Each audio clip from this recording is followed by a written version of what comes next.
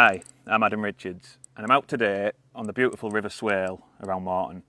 I'm testing out some final prototypes of some new float rods that we're going to be adding to the Sphere range. These rods are going to be aimed primarily at river fishing, so this is the perfect venue to try them. I'm catching some big hard fighting chub, and as well as talking you through the rods and all their features, I'm also going to give you my top 5 tips on catching big river chub. Like this beauty.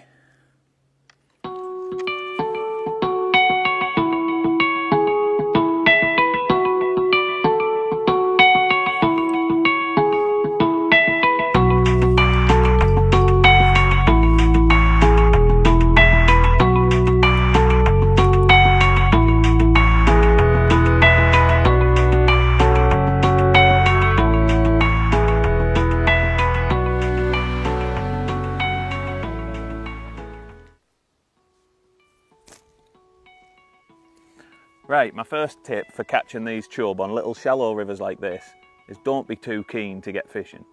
We all get to our peg and you just want to get fishing straight away.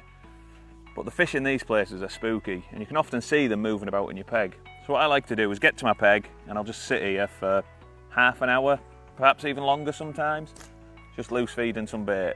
Get them fish confident and it'll make them much easier to catch at the start of the session. There's lots of fish there, they're competing for your bait, and they're going to throw caution to the wind a little bit and just make it that little bit easier for you.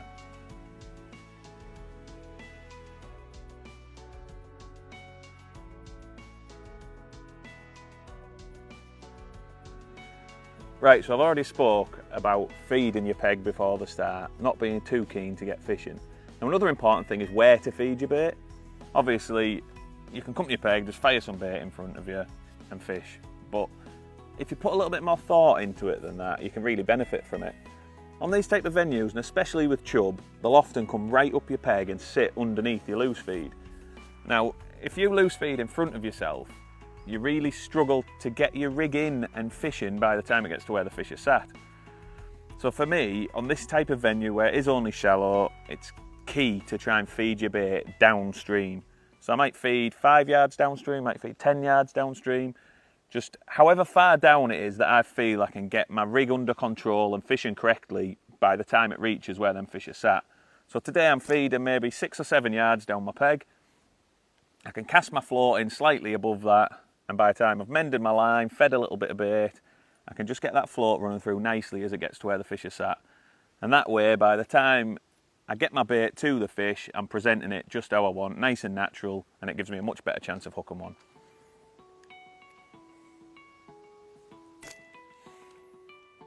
Right, something's happening now today that happens quite regularly on these shallow, clear rivers. And I can actually see the chub feeding on my bait, and as my float gets to them, you can see them spooking away. Now, it's quite regular on these type of rivers, and there's a couple of ways to combat it. The first is what I'm doing at the minute. You see my waggler there? Set around 6 foot deep, maybe a little bit more. Now, obviously that's well over depth. The peg's only 18 inches deep. But what happens there is the float goes through your peg and your hook bait's a long way behind it, dragging along the bottom. So any fish that are spooking off your float can then recongregate in your peg and your hook bait's still dragging through. Now, to achieve this, I've got basically what's a small pellet waggler on. I've cut it down to suit the depth. It's around 2 inches long, and I can undershot it a little bit, meaning I can drag line on the bottom and my float doesn't drag under. So that's been very good today. I've caught a lot of fish doing it. The other way you can do it is to fish a stick float, and by fishing a stick float, again 4 or 5 feet deep, you can hold onto the float really hard, meaning your float goes through and your hook bait will be here, well ahead of it. And that can just trick them few extra fish that are a bit frightened of your float, and you can either get your hook bait to reach them with a stick float before your float, or with a waggler well over depth and it dragging behind it. So give that a try, and I'm sure it'll help you catch a few extra fish. Right, I've already spoken about feeding your bait downstream of yourself so you can get your rig in and fishing before you get to it. Another thing that I think is important about where you feed your bait is not to feed too far across the river. Obviously you can see all the trees lining the far bank, it looks absolutely beautiful, and the fish do live under them. But the problem is, if you start firing your bait to the trees, and some bits are obviously going to drift underneath and the chub then have no reason whatsoever to come out. So I always like to start feeding between halfway and 2/3 of the way across to the trees. So I give myself plenty of room so my bait's not going in the trees and the fish have got to come out for it. And then you've also got the added bonus that they're a little bit easier to land. I mean, if you hook them right up against the tree line, they've got a good chance of getting under. If you hook them away from the tree line, then you're in control from the start. I think that's really important. You can always follow them across the river to the trees if you have to do, but if you start off down the middle, you're giving yourself the best chance of drawing them fish out of the snags. Right, just want to quickly talk about bait choice. Now for me, for chub fishing, there's two choices really. Maggots and casters and hemp. Now, on a river like today, it's bright, the water's clear, fish can see everything. I like to feed casters and hemp then. Stand out in the clear water, they make a bit of noise when they go in, and the hemp will stick in the gravel a little bit, which if there's any barbel coming your peg is a great thing. It gives them something to grub about on and move around. Now, if we'd had a little bit of rain and there might have been a few more inches of water, a little bit of colour, then I changed to maggots. I'm not convinced casters and hemp stand out very well in the coloured water, whereas white or bronze maggots, the fish can see them coming and they'll chase them about. So that's really it for me. As far as feeding's concerned, maggots when it's coloured, hemp and casters when it's not. Hook baits, it's worth having a few big baits with you. Quite often, especially in low clear conditions, you can see fish feeding on your bait and you can't catch them. Running through with a big piece of bread on can be good. Pieces of meat, lobworms, anything like that. Just something that stands out over your feed, you can run down and it can pick off an extra fish or two. I just want to quickly talk about float choice. Picking the right float is obviously vitally important. And one thing I see a lot is people trying to use a float that's too light. So one thing I try to do is always use a float that's heavy enough so I'm always in control of it. The last thing you want is the river controlling how your float goes through. You want to be able to slow it down and get it to go through the peg exactly how you want. The only way you can do that is by having enough weight down the line. So obviously you can't go ridiculously heavy. It's 18 inches deep here. You couldn't go and fish a big 2 gram Avon. But likewise, you probably could fish with, I've used these shallow water sticks today. You could probably use one in a 2 number 4 and fish with it. But having total control over that wouldn't have been so easy. So I've just upped it slightly and I fished a 4 number 4.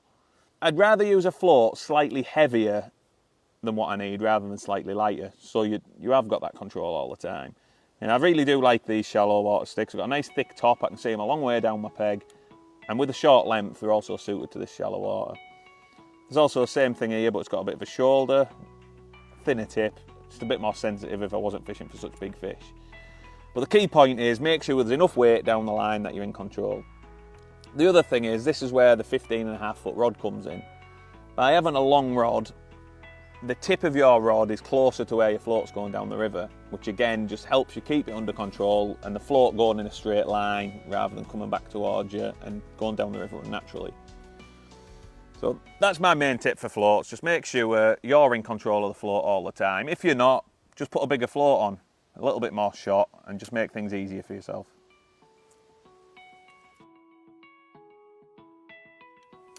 So I've had a great day today on the River Swale. Weather's been fantastic. I've caught some nice big chub, but unfortunately I've run out of bait. So now it's time to pack up. But what I want to do before I pack up is just run you through the rods I've used today. Now, these are a final prototype of some rods to be added to the famous Sphere range for the 2018. These are now in production and should be available towards the end of 2017, so keep your eyes peeled. But what they are is 2 float rods, and they're aimed towards river fishing. So we've got a 13.5 foot rod, which I've got in my hand here. That's perfect for when you're sort of fishing off the end of your rod on a small river with a stick float, for waggler fishing on a river like I am today, a little bit wider. The 15.5 foot version's perfect for fishing stick floats, bollos, any top and bottom float. So, like I said, these are specifically designed for river fishing, and what we've done is produced a rod that's got a lovely crisp action, which really helps when you're mending the line, picking your line up off the surface, and just keeping control of that float all the way down your peg. It also adds plenty of backbone, so when you're hooking hard fighting chub like I've caught today, up to £5, you'll have no problems whatsoever. Now, incorporated into the rod, we've also got a splice tip. what that does is allows you to still fish with light lines and catch small fish despite the crisp rod. That's lovely and forgiving and nice and soft.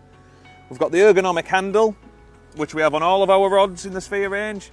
That's a dream to fish with, sits under your elbow lovely, nice and comfortable, allowing you to just fish all day. So ever since we started with the Sphere range, we've known that this carbon will be fantastic for float rods. It's so light that you can hold your rod all day without any problems whatsoever. And when combined with one of our Sphere reels, which are also lovely and light with the magnesium frames, it's just a joy to use. You can fish all day, you can have the rod in the air holding your line off the water, feeding it off the spool, and they're just so comfortable. So alongside this, we've also got another rod to add to the range in 2018, and that's going to be a braid feeder rod. That feeder rod will come in one length only. It'll be 12 foot, which we've found is around about the ideal length for a lot of feeder fishing situations, many people's preference, so that's the length we've gone for. Again, it should be available towards the end of 2017. So if you keep your eye out for the new catalogue coming around October, November this year, these rods will be in it, along with all our other products. If you've got any questions, then just log on to Facebook and go to Brown and Fishing UK, and we'll be happy to answer them.